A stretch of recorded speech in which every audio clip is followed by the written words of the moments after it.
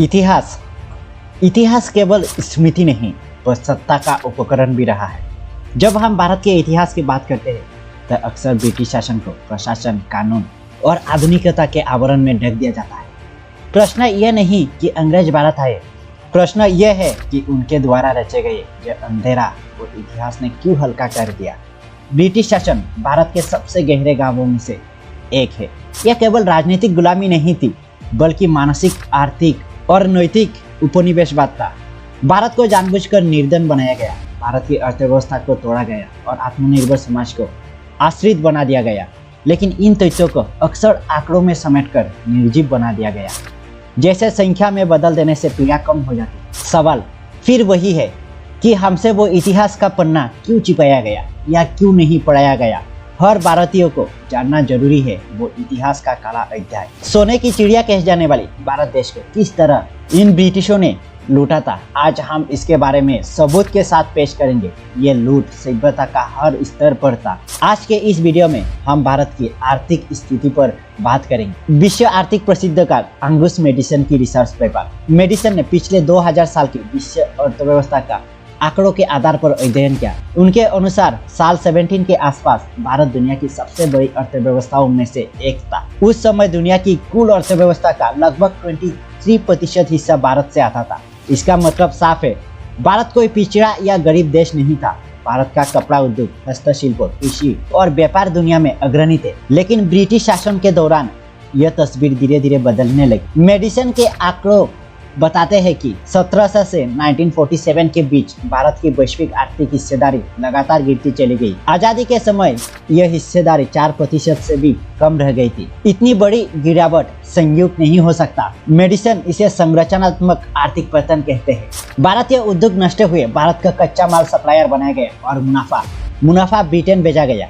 भारत की कमाई भारत में निवेश नहीं हुई। यही कारण है कि ब्रिटिश काल में भारत की प्रति व्यक्ति की आय बहुत धीमी गति से बढ़ी, जबकि यूरोप तेजी से अमीर होता गया।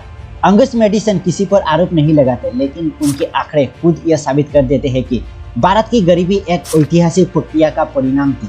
भारत हमेशा गरीब नहीं था, उसे गरीब बनाया गया। और एक इतिहासकार का माने तो इतिहासकार आर.सी. दत्त का दृष्टिकोण। अगर दादाभाई नौरोजी ने भारत की गरीबी का सवाल उठाया तो आर.सी. दत्त ने उसका पूरा आर्थिक इतिहास सामने रखा। आर.सी. दत्त एक प्रशासक थे, लेकिन उससे भी पहले एक ईमानदार आर्थिक इतिहासकार। उनकी किताब इकोनॉमिक हिस्ट्री ऑफ इंडिया में ब्रिटिश शासन की आर्थिक नीतियों का सबसे विस्तृत विश्लेषण है। आर.सी. दत्त के अनुसार ब्रिटिश शासन से पहले भारत की अर्थव्यवस्था स्थिर और आत्मनिर्भर थी। कृषि, हस्तशिल्प और स्थानीय उद्योग ग्रामीण समाज की रीढ़ थे। किसान सिर्फ जिंदा नहीं रहते थे, वो उत्पादन भी करते थे। आर.सी. दत्त का सबसे बड़ा आरोप ब्रिटिश लैंड रेवेन्यू सिस्टम पर था। उन्होंने कहा ब्रिटिश सरकार किसानों से इतना अधिक कर वसूलती थी कि उनके पास बचत का कोई मौका ही नहीं रहता था। कर सूखे में भी वही, अकाल में भी वही। दत्त के शब्दों में यह व्यवस्था किसानों को धीरे धीरे कंगाल बनाती गई।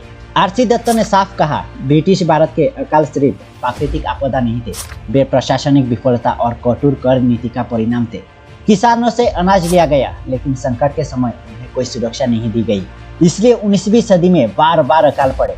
आर.सी. दत्त बताते हैं कि ब्रिटिश नीतियों ने भारतीय उद्योग को नष्ट किया, भारतीय कारीगर बेरोजगार हुए और भारत सिर्फ कच्चा माल देने वाला देश बन गया। यह विकास नहीं, आर्थिक पतन था।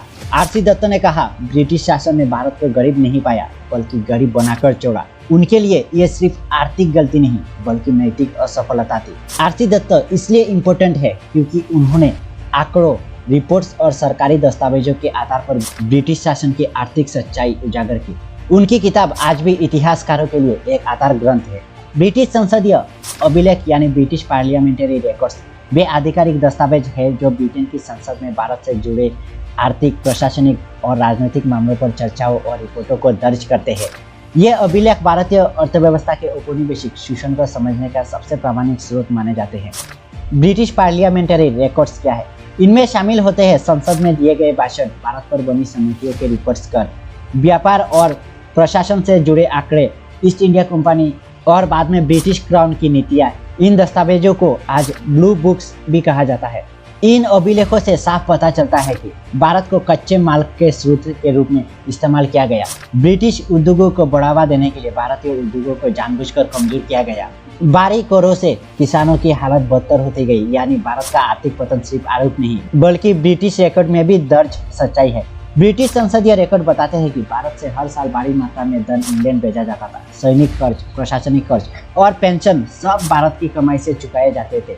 यही तथ्य बाद में दादाभाई नौरोजी की जैन थ्योरी का आधार बने। इन रिकॉर्ड्स में यह भी दर्ज है, अंग्रेज अधिकारी जानते थे कि ऊंचे कर और अनाज निर्यात अकाल को और भयानक बना रहे हैं, फिर भी नीतियां नहीं बदली गई। इससे स्पष्ट होता है कि अकाल प्राकृतिक नहीं, नीतिगत त्रासदी थे। भारतीय नेताओं जैसे दादाभाई नौरोजी, आर.सी. दत्त, गोपाल कृष्ण गोखले ने इन्हीं ब्रिटिश दस्तावेजों का इस्तेमाल करके ब्रिटिश शासन को उसी की भाषा में कटघरे में खड़ा किया। अर्थशास्त्री उत्सव पटनायक ने ब्रिटिश संसदीय रिकॉर्ड और व्यापार आंकड़ों का अध्ययन किया। उनका निष्कर्ष 1765 से 1938 के बीच ब्रिटेन ने लगभग $45 ट्रिलियन का धन निकाला।